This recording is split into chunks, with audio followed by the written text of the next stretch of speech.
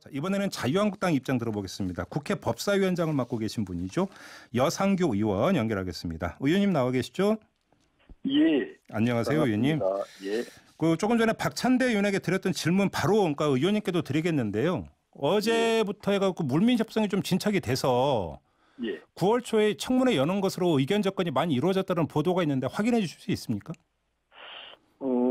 예, 제가 확인을 할 정도는 알고 있지 못하고요. 네.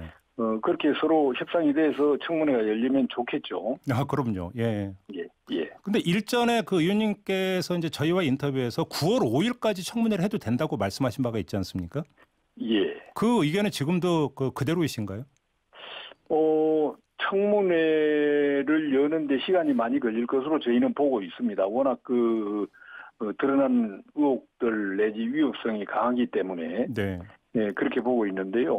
그건 협상을 해봐야 되겠죠. 그래요. 예. 예.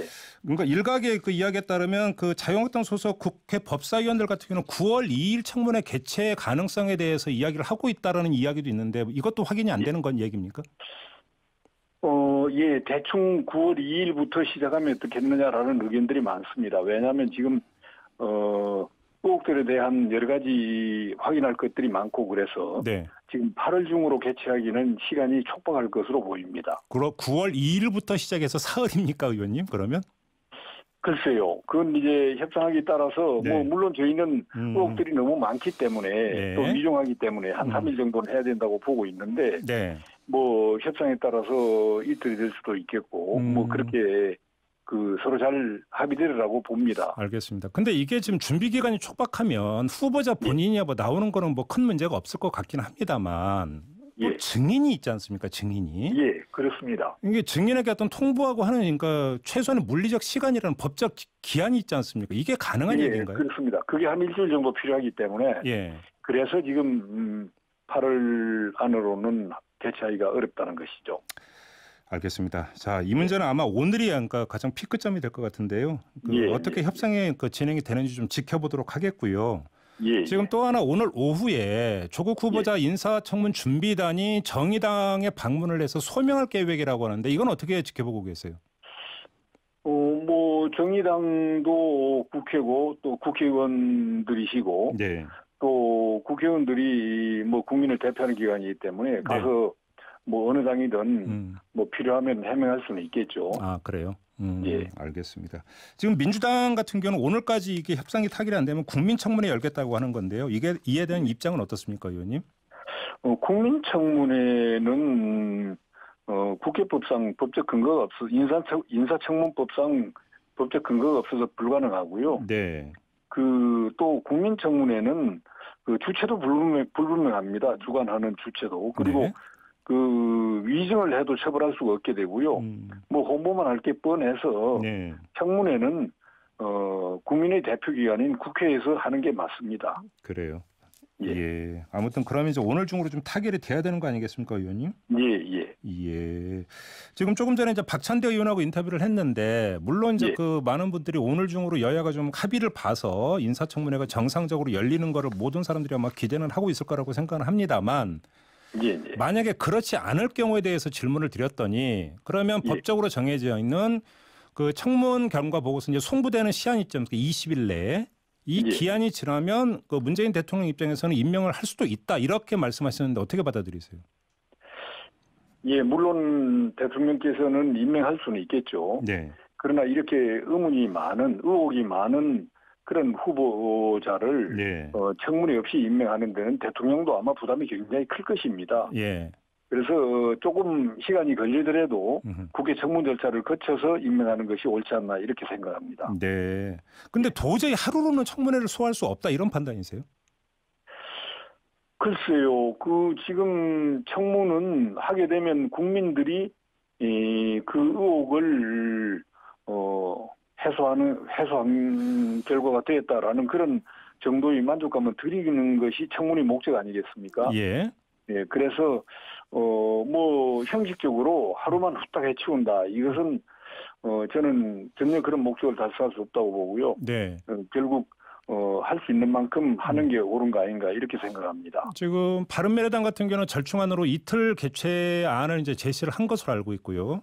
조금 전에 이제 박찬대 의원에게도 이 문제를 여쭤봤더니 만약에 오늘 중으로 타결이 이루어지기만 한다면 이틀 청문회 같은 경우는 여지가 있는 것처럼 이제 그 말씀을 하셨는데 그럼 하나의 절충안으로 이틀 청문회는 그 자유한국당 입장에서도 충분히 받을 수 있는 카드다 이렇게 보세요?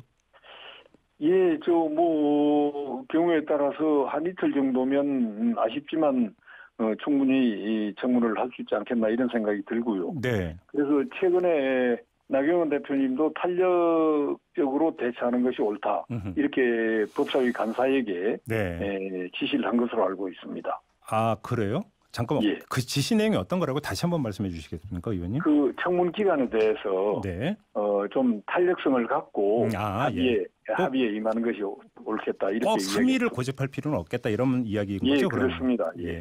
근데 이틀 청문회를 하더라도 1박 2일 청문회냐 이틀 청문회냐가 얘기가 다 완전히 다른 거잖아요. 다시 말해서 그 이제 첫째 날 청문회가 진행이 되는데 자정을 넘겨서 다음 날까지 이어지는 것도 이틀 청문회다 이렇게 주장할 수도 있는데요.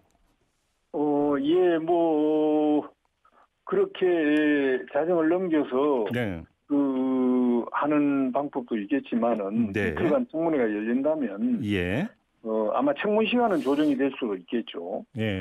꼭 자정 넘겨서 계속하는 것이 아니고 다음 날은 10시가 아니라 한 아침 9시부터 시작한다든지 8시부터 시작한다든지 이럴 가능성은 있어 보입니다. 예, 알겠습니다. 좀 마지막으로는 이 질문을 드려야 될 것 같은데요. 자, 청문회 개최 여부가 오늘 인터뷰 이제 주된 그 주제이긴 합니다만 지금까지의 여야의 기세로 봐서는 설령 청문회가 열린다고 해서 청문 경과 보고서가 채택이 된다는 보장이 솔직히 좀 없어 보입니다. 지켜보는 입장에서는.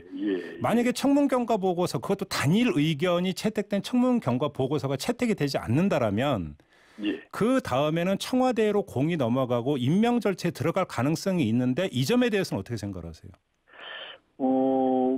지금까지 그 법적 절차에 맞게 진행이 된다면 그것은 대통령에게 주어진 권한이기 때문에 어쩔 도리가 없다고 보지만은 그러나 청문 과정에서 모든 의혹들에 대한 사실관계가 확인될 테고요.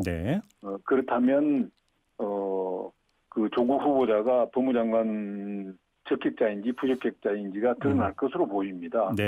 거기에 맞춰서 대통령께서도 결단을 내리시지 않겠나 이렇게 생각을 합니다. 알겠습니다. 아무튼 이제 마무리 삼아서 다시 한번 확인차 드리는 질문은 지금 자유한국당의 지금까지의 입장은 조국 후보자는 청문회에 설 자격도 없다. 그러니까 청문회 필요 없고 자진 사퇴를 하거나 지명 처리를 해야 된다 이런 입장이었는데 일단 인사청문회까지는 열 수 있다라고 하는 걸 자유한국당의 입장으로 받아들여도 되는 거죠, 의원님?